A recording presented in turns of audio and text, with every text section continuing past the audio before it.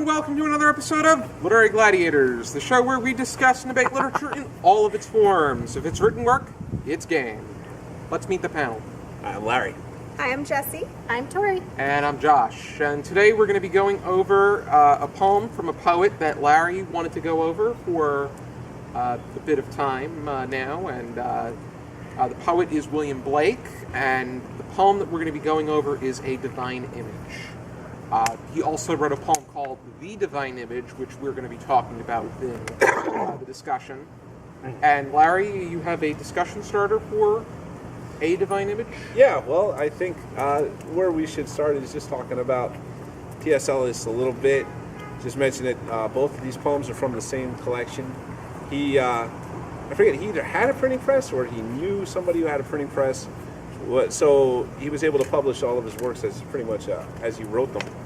You're talking about William Blake? Or? Yes, William Blake. Okay.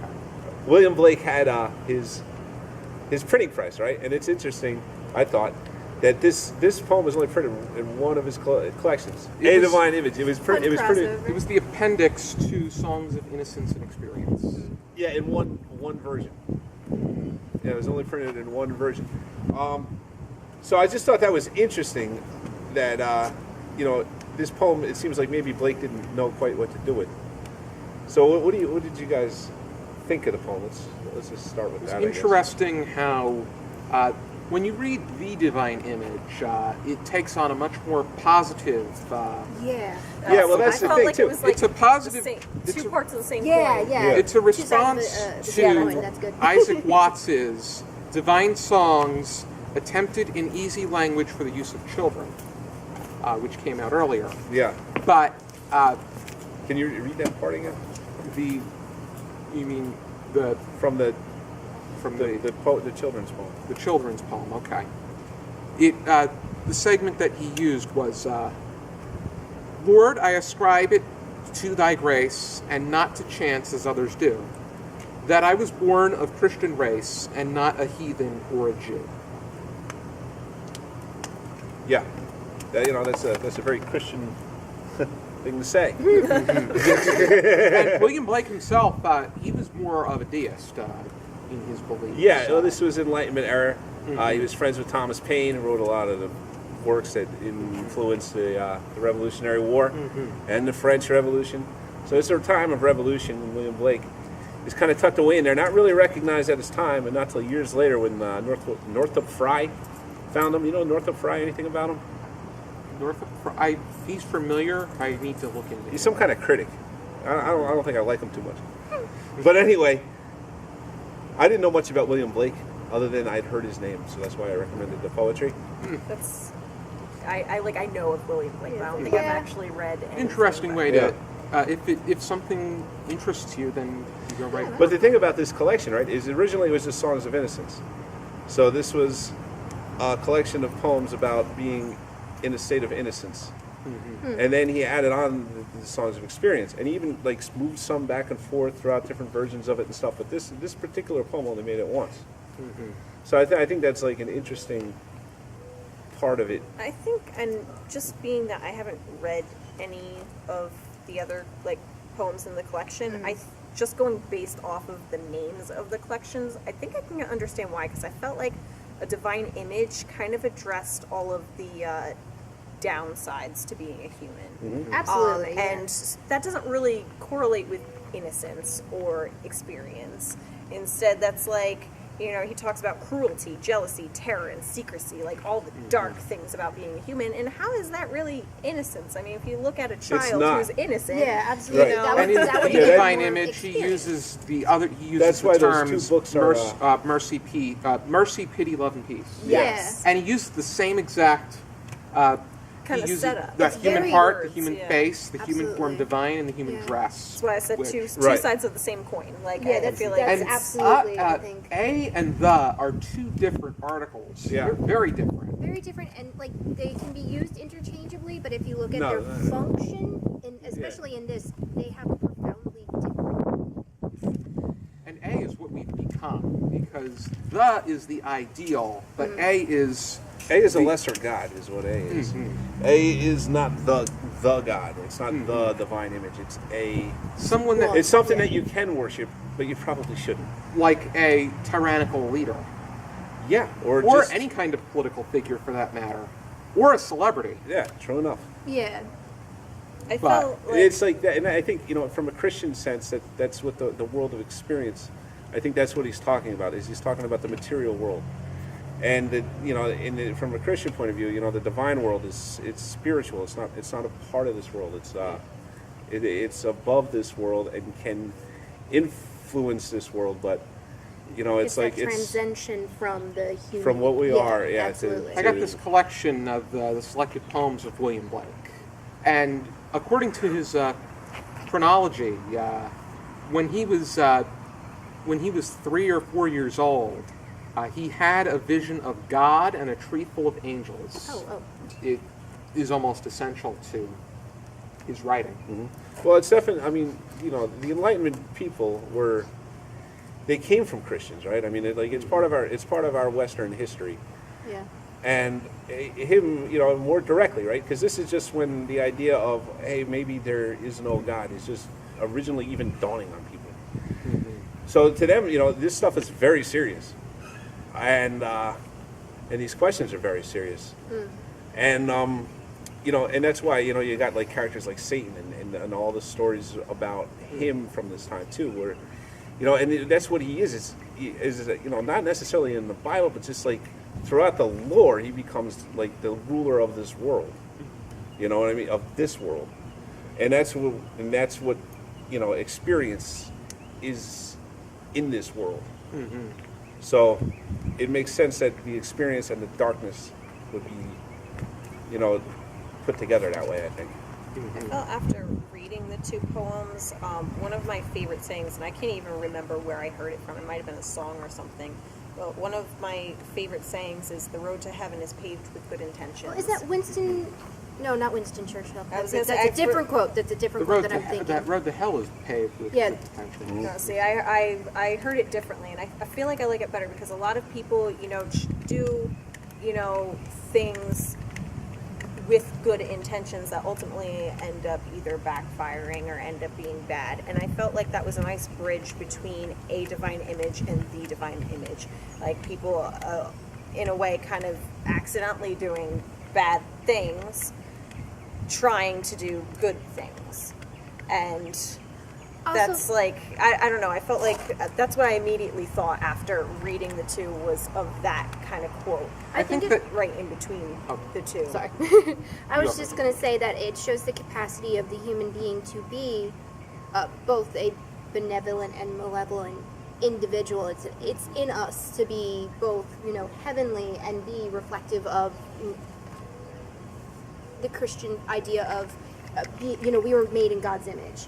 And we can be good people. We can be inherently good. Or we can have these, other parts of us that are negative and dour and not exactly necessarily the nicest part of us to show. I think that a divine image is what is become the foundation that has restricted humans, so that it seems like they feel as if they are stuck, where they have in this world that has almost suffocated them from actually engaging in what the divine image is looking to do. I actually took it a little bit differently. I took it as things that kind of came easily to us. Because, and actually in my notes here I put, secrecy comes as easily to us as putting on our own clothes, which is why he says, in secrecy the human It's dress. become habit. Yes. And it's like, that's just easy to us. We see something that, like, I'm very jealous of your sunglasses. Like, to me, that's easy, and I wear it right here. Like, Well, that's also, what it is. A secret can't be a secret unless it's contained. Yes. A And secret it's is become a forged iron too. So absolutely. it's become these great desires have become. It's created this great sense of false atmosphere because why are those sunglasses really desirable? Why? Is it, you may like them, but I was gonna say, are you saying you don't like her sunglasses? Because I feel like that's what you're saying. And we'll be right back after these messages. Josh is in the hot seat. I like those sunglasses. You're fine. You're fine. It's like I said before that they look like they come from a Murakami book. And he likes Murakami. You like Murakami.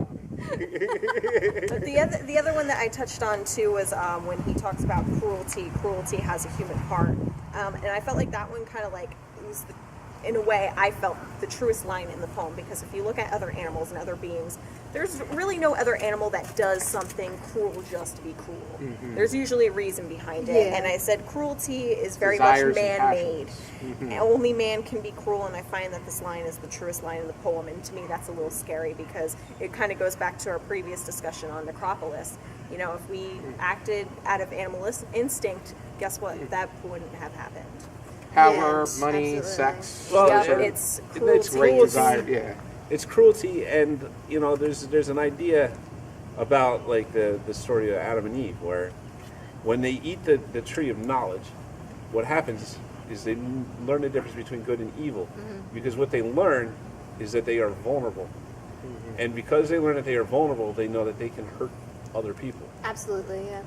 So that's kind of like the idea of that split right there, and that's when we fell away, and then it's about making the right sacrifices after that, to hope to try to get back someday, which is what we can really try to do while we're here. Everything else is kind of a waste of time. And live the best life. Yeah, live for God. Like I've been affected, by being raised Catholic, and then Well, I was going to say, I was raised in a house that had Christianity and Judaism as a large portion of my childhood, because my dad was Jewish and my mom was Christian. So moving forward, I guess I look at this very differently than you. I know you have a very religion-based view on a lot of different things, and I'm not faulting you for that. I'm just saying, like, I know I differ, but we have, it's interesting, because the same things that you've said, like, for God or doing things for God, and I'm thinking, oh, well, it's doing it for being inherently good. And this is me not making fun of you, just thinking like, oh, okay, this is very, very interesting. We're both thinking the same things, but for very different reasons. Like, we're looking at the same object from different perspectives. So I agree with you, absolutely, everything that you've been saying. So I don't know why all of a sudden I just had that, like, dawning realization. It's very, very interesting. So, well, I'm just trying to speak the truth, no, and absolutely, that's where you're coming from. Right. You see it from that perspective. Exactly. And I see it from a different one. So Right. I thought that was, I see things from a more spiritualistic. I think that from a more human-based, I don't know. And I don't know if that has something to do with my history or anything like that and the way that I was raised. But that's just, I just That's the found magic I of mean, our I show. know- I've We run- put Absolutely. together It was just all different of a sudden people I of all had different that backgrounds. dawning Yeah. realization, like, we're saying the same things, we're just saying them a little bit differently. Yeah. And we see the same things, we're just seeing them from opposite ends. So I just thought that was interesting. Well, I hope not opposite. Other perspectives. We're saying the same things and we're coming to the same conclusions. Yeah. Thank you. So, Well, the thing that I get out of Christianity is courage, because the belief is that Jesus died on the cross and conquered death, absolutely. and he says that the only way that you can follow him through there is to pick up your cross and live your life for the glory of God, and then you get eternal life. As far as eternal life goes, Jesus has had 2,018 years now. Give or take. Yeah, Give or not take. too, not Give too or take. bad. I would say a little bit less, but Yeah, it probably is a little bit less than that, right? 'Cause- because he lived in the common era. yeah, and it's just that I hate that the common era. It's so annoying. I mean, I Seculars. can kind of say the same thing because, I was raised Episcopalian, but once I hit, a certain age, my family basically respected, hey, believe in what you want, just make sure you do the research behind it. Yeah. And I loved doing the research so much that when I first went to college, I was a religious studies major. I loved, the theology behind everything and understanding why people believed what they did. And it all came down to the same basic principle of you want answers to questions you don't understand. You Yeah. want to have a reason to be good. Mm-hmm.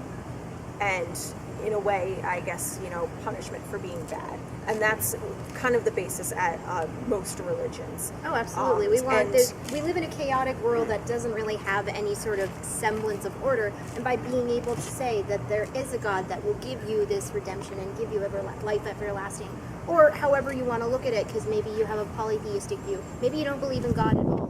Like, however you look at it, There's some sort And of that's order. dangerous.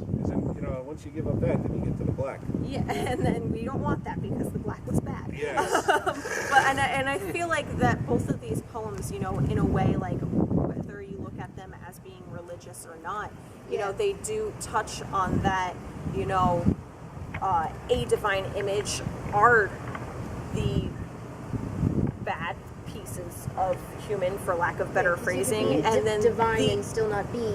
exactly, you can Good, have yeah. but you ultimately want to be the divine image, which is love and pity, and I can't remember all of them because I didn't write them down like I should have. Virtuous. Virtuous, yes. Yeah. So you want all those things, and again, it doesn't matter if you're religious or not, because in the end, everybody should want those things. Yeah, those are the main things that you want to get at. And Yeah. however you get there, it's beneficial. It's good that you want to aim there. So it's the divine image. It's the overarching, like, this is how, as a human being, one would want to live their life.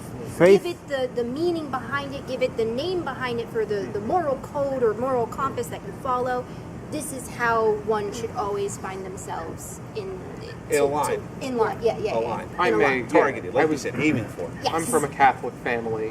My grandparents are very passionately Catholic, especially when you go further back because of the Italian and the Polish My backgrounds. grandparents are Catholic too. They're Irish.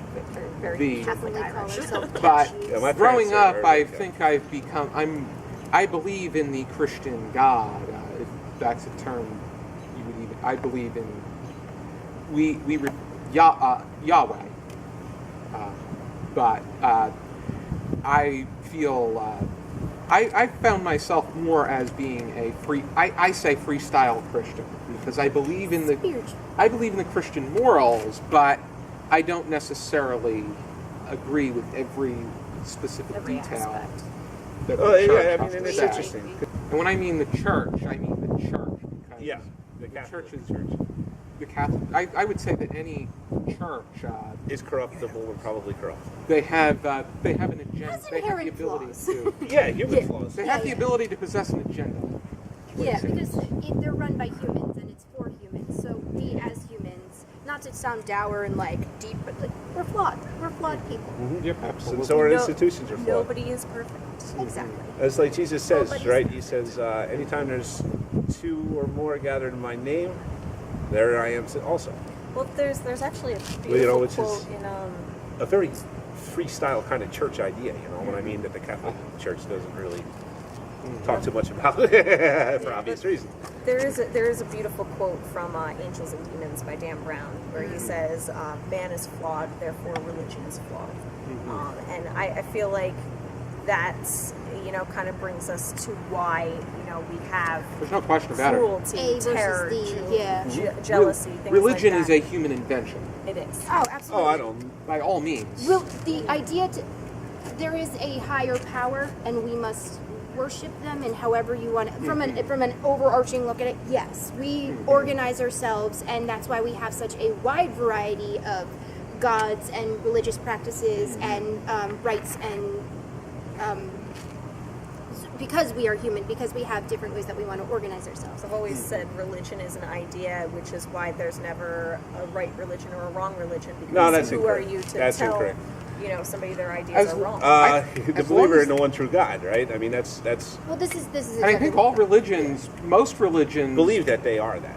you're- Yeah, that some that's will what I'm act saying. that way. I don't Some will believe act that's that way. right or Some wrong will. because Some will. there are some Religion's many an idea. religions are good in their nature. Yeah, but some ideas are right and wrong. Some ideas are some wrong. of them are right, and wrong. But as long as they're not Coming back doing to- anything to hurt other people, That reminds me of a story of a town in upstate New York or something. And there were these turkeys, wild turkeys. And they would terrorize people. They'd run around and chase them. Wild bite at turkeys 'em. do that. They do. They Yeah. do. They're terror. But they taste They're good. terrible. Turkeys do that too. But these people felt sorry for the turkeys, so they let the turkeys in, and they left them there, and they just kept terrorizing people until people had to go into the land and shoot the turkeys. I mean, We've had to do that with the vultures. Deer are the Sure. same way. But the vultures, they didn't, at first they came and they just came for food. They didn't Right. necessarily terrorize anybody initially. until they got the idea that they were protecting their territory. But then, once they started terrorizing them, Yeah. we had to take care of business. Yeah, So, and that's happening in the world right now, and it's scary. pretty- And people you have to let it, wake up to what's happening. do we have any final thoughts about the divine image? Yeah. I think, the list of virtues that are there are good, right? Like, I mean, I like the idea, I like how he frames it. Was it like, that's what you pray for when you're in need? You pray for pity, you pray for peace. What are the other two? You pray for Mercy and love. That's mercy what it and love. was. I was going to say, I remembered. Yeah. Love. And the way they're paired: cruelty versus mercy, jealousy versus pity, terror versus love, secrecy versus Yeah. peace. And he talks about how these are also human qualities. And that's true, right? And it's true of all individuals, every single person. Strive to be the, but has all that in inevitably them. become an A. Yeah. Yeah. I agree with that. As a collective. Yes. Oh no, as individuals. Some individuals, yes. It's the only way to go. I mean, you have to go at life as an individual because you are an individual. You're not in a group. But I don't think everybody possesses the traits of cruelty, jealousy. Oh yeah, We I mean have it's them, there. do we- The capacity yeah. is there for everyone. It's, Like, I believe that but there's the people line that can between fight it good off. well, they don't fight it off. They just act in the other way. They walk more on the right path than the wrong path. Like corruption is it's a process. You don't just wake up one day corrupted. Yeah, that is a societal. Yeah, I don't know if this is taught or not, but it's definitely. I don't think like in an active sort of taught, but in the sense that if you witness it in the day-to-day life, that's like a large portion of education for children.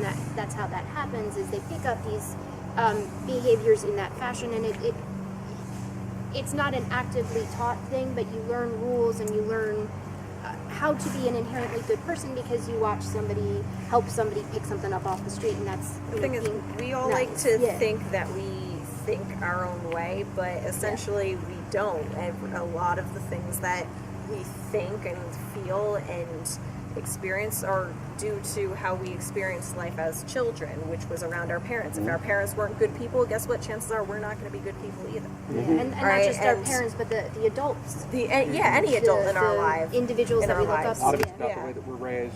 Exactly. Oh, So absolutely. it's not Spe- like and even while the we school while we system. like to think we have our Yeah, own teachers. voice, in a way we kind of don't, because that voice stems from somewhere.